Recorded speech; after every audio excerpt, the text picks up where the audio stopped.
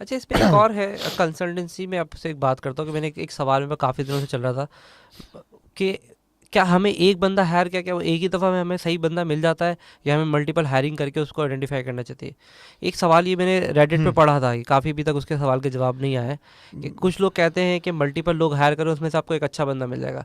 कुछ कहते हैं यार अगर आपका विजन अच्छा है तो आपको एक ही दफ़ा में अच्छा बंदा मिल हम्म। जाएगा। इसमें आपकी क्या राय है? इसमें आप क्या सजेशन देखें, करते हैं? इस वक्त जो दुनिया की बड़ी बड़ी कंपनीज कर रही हैं, ये जो इंटर्नशिप का कॉन्सेप्ट है, हम्म। वो कॉन्सेप्ट ये है कि आप एक इंटरव्यू में नहीं जज कर सकते, क्योंकि एक इंटरव्यू में सामने वाला बहुत सी चीज़ें फेक ही कर रहा होगा, जाहिर सी बात है। या आप उसको ओवर जज कर लेंगे, या तो आप यस सर। गलत जज कर लेंगे या अच्छा जज कर लेंगे। तो एक इंटरव्यू में तो ये काम होता नहीं है।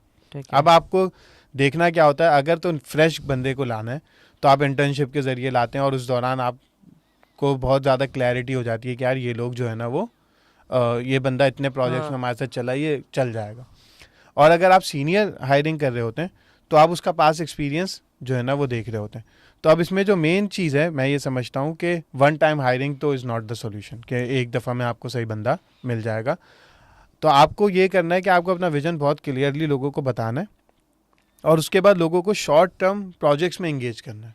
हमारे यहाँ क्या होता है, लोग एकदम से पार्टनरशिप्स करते हैं, एकदम से हायरिंग करते हैं, बोलते हैं जन्म जन्म के साथी, और फिर उसके 3 महीने बाद लड़ाई हो रही होती लड़ रहे होते खतरनाक तरीके से। खतरनाक तरीके से, फेसबुक पे पोस्टर लगाते हैं आजकल, नया एक तरीका है। दूसरे के खिलाफ।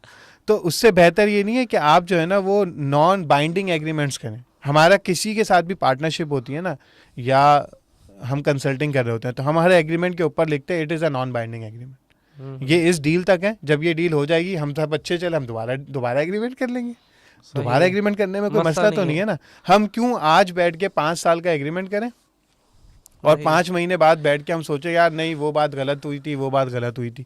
तो इसमें मैं ये समझता हूँ कि नॉन बाइंडिंग एग्रीमेंट एक टर्म ऐसी है कि आप छोटे छोटे नॉन बाइंडिंग एग्रीमेंट्स करते जाएं, और आप देखेंगे फिर रिलेशनशिप इतना स्ट्रांग हो जाता है कि फिर आपको पता चल जाता है कि यार हमने साथ चलना है, चलते हैं तो